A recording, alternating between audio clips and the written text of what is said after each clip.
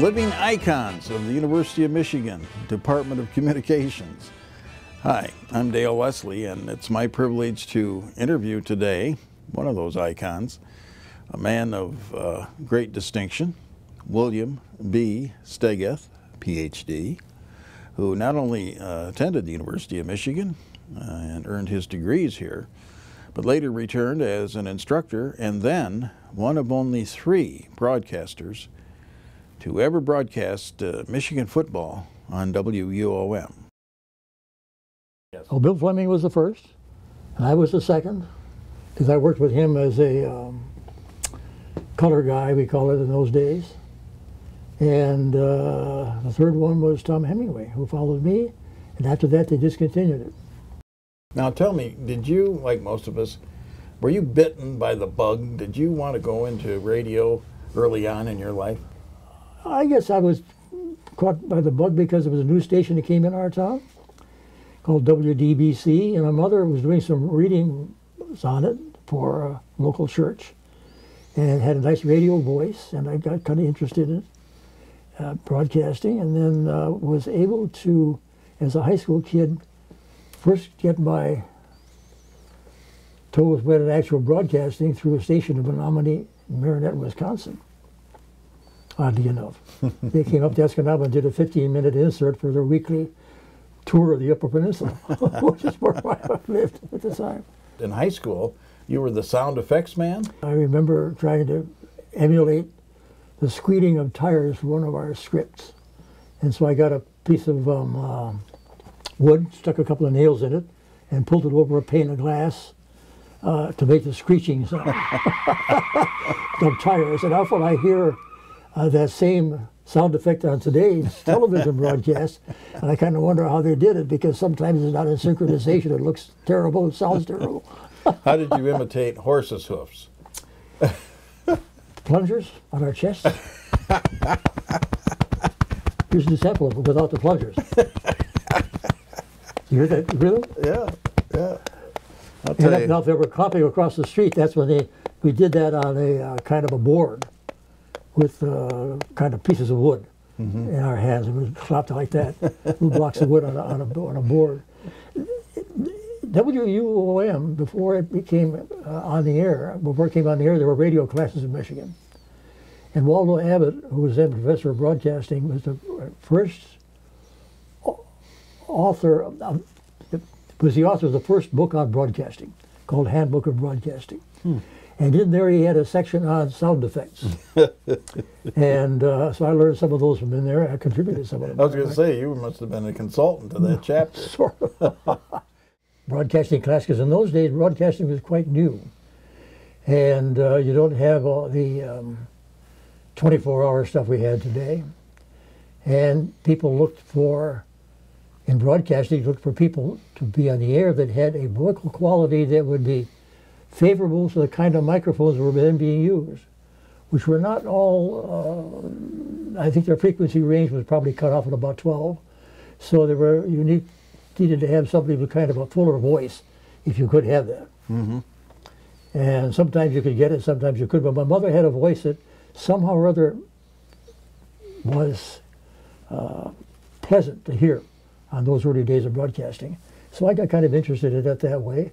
And then when they had need for summertime announcers or early morning guys, I got a chance to spin some records.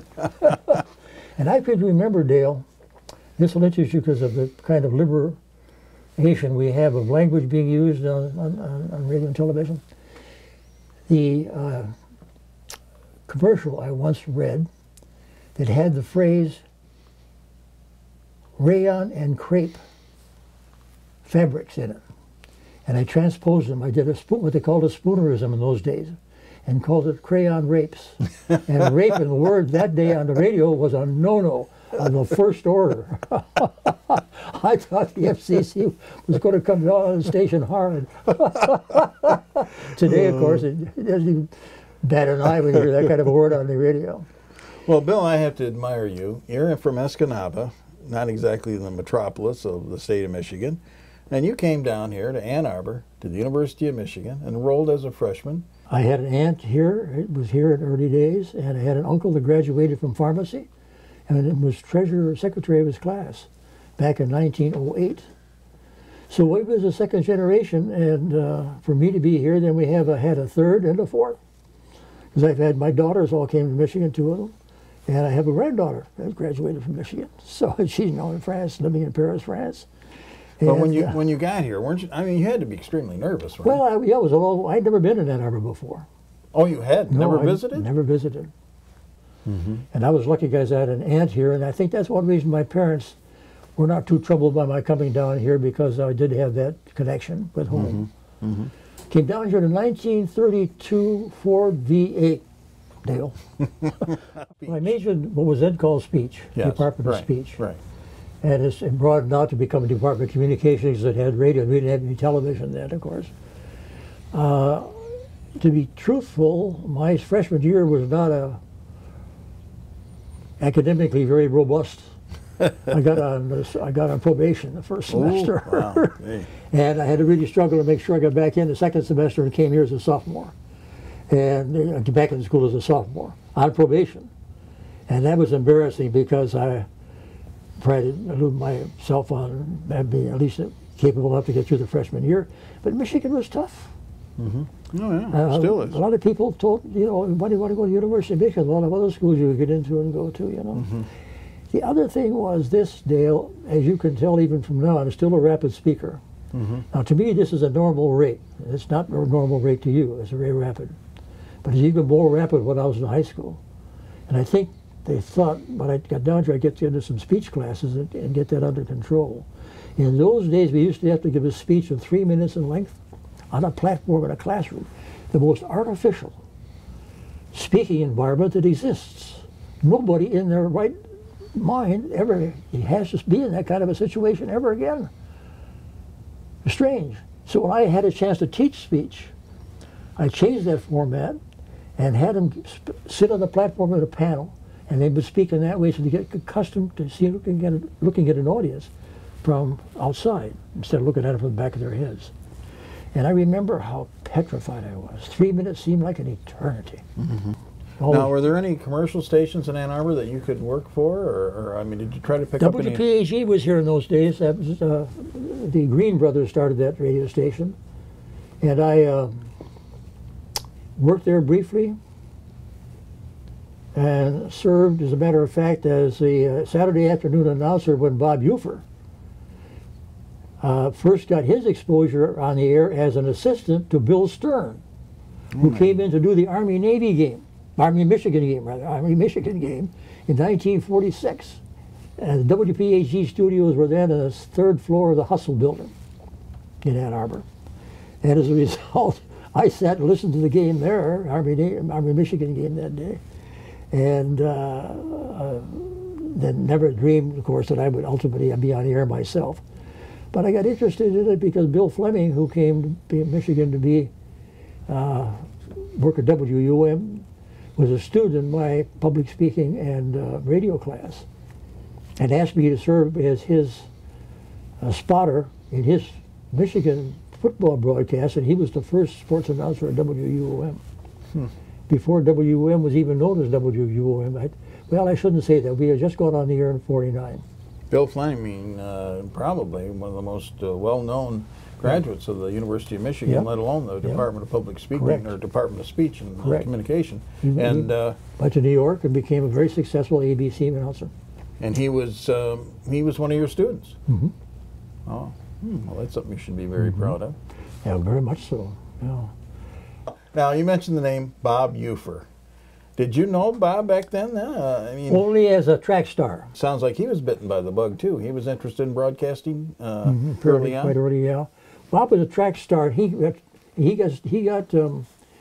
involved in broadcasting when Bill Stern came here to do the Army-Michigan game. I think it was in '46. And just to kind of continue the story, when Bob Ufer, now you correct me if I'm wrong on this, when Bob Ufer graduated to WJR to do the broadcast of the Michigan games on WJR, which I guess they had exclusive rights for, he asked you to be the halftime host.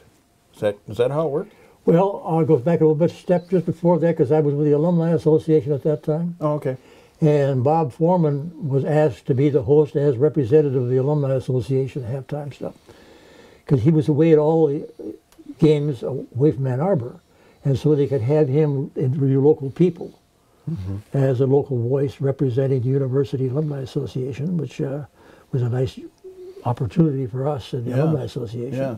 And then Bob, after a couple of years of that, was unable to continue that on a regular basis.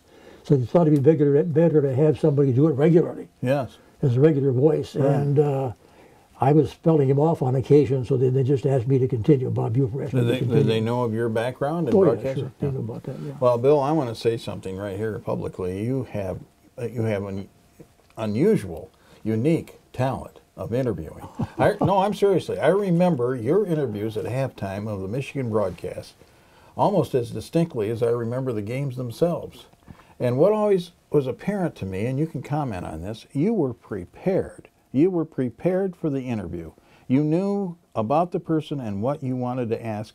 And the other thing is, you were a good listener. You let the person answer your questions. Now, I'm not trying to put you on the spot, but I appreciate that very much, because frankly I worked pretty hard at it. yes, I know you did. I wrote out all my intros. All my introductions of my interviews were written out, so I knew exactly where I was going. And the questions were all listed. And the interviewee had a copy of that in front of them. Beforehand or not? Not beforehand. Beforehand. Oh, they did. Okay. I gave it to him before the game began, Okay. so he could look Okay. it over before he came in for halftime. Okay. And the purpose of that, incidentally, Dale, was that it put them at ease. Nothing is worse than to be an interviewee and never know what's coming. Right. And you stumble around, and this gave them a chance to structure their answers. We didn't have a lot of time.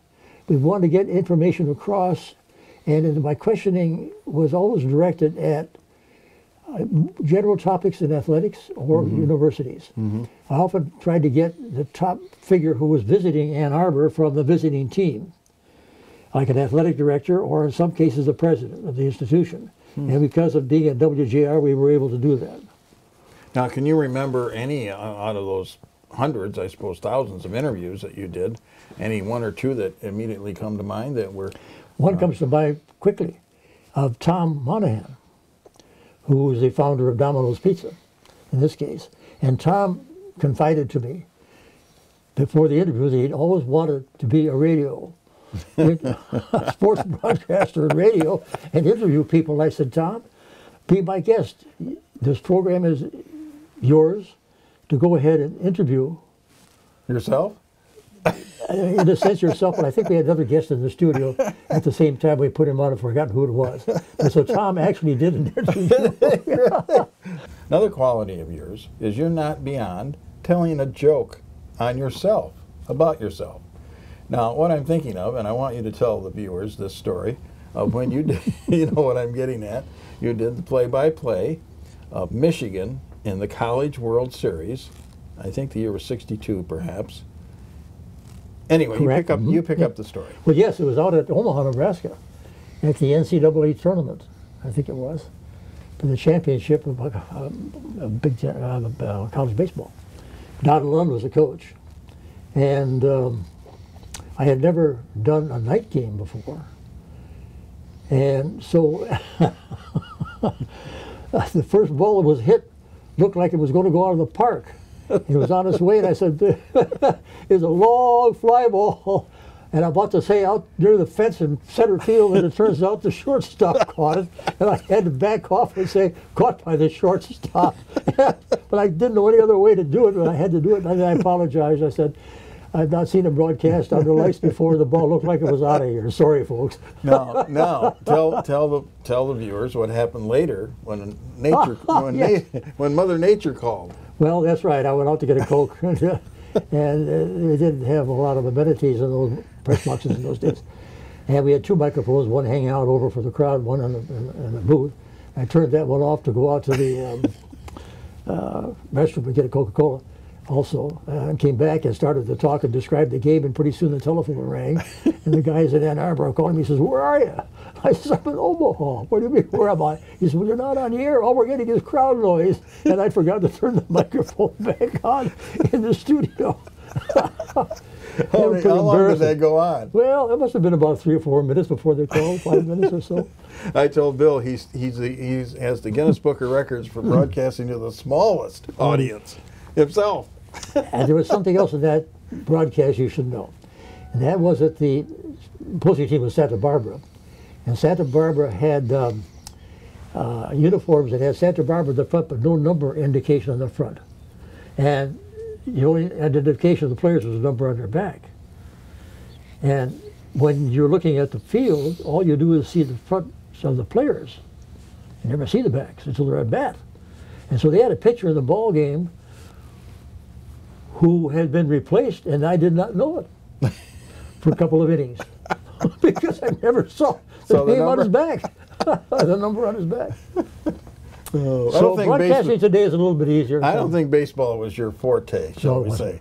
But in fact, I had never broadcast a baseball game until I came here to WUOM. Right. And I remember doing one down there at then. I don't think it was called Fisher Field in those days. It was still the baseball diamond, and not really knowing what I was doing. I listened to some broadcasters when I was a kid over WGN Chicago and the UP, which was a station that came in very strong. And they had a sports announcer by the name of Bob Elson there in those days. Mm-hmm. And I listened to him. And so my broadcasting was kind of a copy of what he did, and he sort of had an instinct for it. He once asked me what I thought was the most difficult game to broadcast, and I pointed out baseball I thought was, because it was so long intervals. Yeah. But the easiest and the nicest game to broadcast I always thought was basketball. Lots happening. Lots happening there. Lots happening, up and down the court, or along with hockey, but hockey was tough because the environment of hockey is so fast and you can't get the looks on the numbers very quickly. Right. So you don't know who's got the puck. I agree. And if you're trying to describe puck movement, which is the essence of the game, you don't have much happening and all of a sudden there's a shot. In basketball, you've got this kind of continuing action. And in those days, basketball was fast break basketball, a little less like it is. Today it's a little bit more controlled, a little more planned. It's interesting to watch the different styles of defense they have.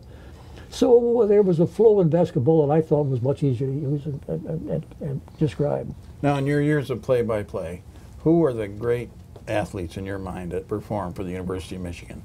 Any few that just come immediately to mind that you remember very fondly? A young man by the name of John Tidwell was an artist on the basketball court. He had, in those days where he had still only the 2-point shot, we didn't have a 3-point line.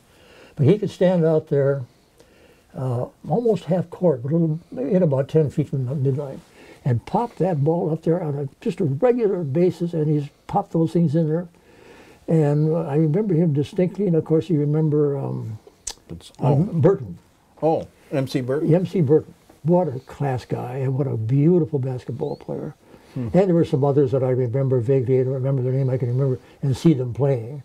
One was Tom Jorgensen, who was a guard, who played very skillfully. Another one was a kid from Ludington, Michigan, whose name, Pete Tillotson, was a tall kid.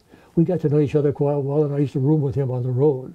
Pete was a nice young man. I've lost track of those young men. I kind of regret that we don't have a chance to find out who some of these kids are and what happens to them later in life. Now, Pete would be in his 50s or 60s now, and I kind of wonder, what did he do with his life? I'm sorry I've lost track of him. What about Tom Harmon? Did he precede you? Tom did, and Tom was in the broadcast booth when I sat in the corner of Michigan Stadium as a freshman in the fall of 1938. And Tom had just graduated in 41 and was doing the broadcast for WJR radio at that time, only radio, of course. And I remember thinking to myself, gee, I wonder if I'll ever get a chance to do that. I kind of had a yen and thinking what a wonderful thing it would be to be a broadcaster of a football game at Michigan. Wow. And I had not done any play-by-play, but I'd done a little bit of high school action, but not much. There was no high school broadcast at that time, but I tried to emulate it.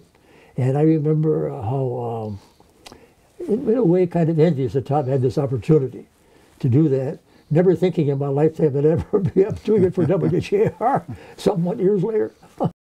Now, when you came here as a freshman, were you here literally on campus between that time and the time that you retired? I mean, was there a continuous employment on your part of different? I know you were in the. My whole working career has been at Michigan. Right. Isn't that wonderful? Came down, with marvelous. There's a lot of talk about inbreeding and stuff like that. I realize that people do talk about that. I always felt in today's and my times, ease of communication with people, that wasn't quite a big a problem. You didn't have to go to another campus to learn what they were thinking or doing. You now had the communication techniques that got you together.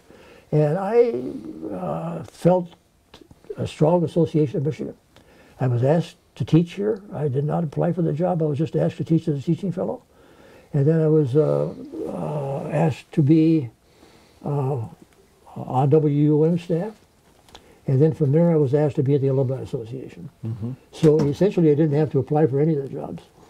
And for a while, just to kind of conclude, for a while you were you were in charge of the camp up north, were you not? I was very fortunate to be asked to be the first director of Camp Michigania, yes.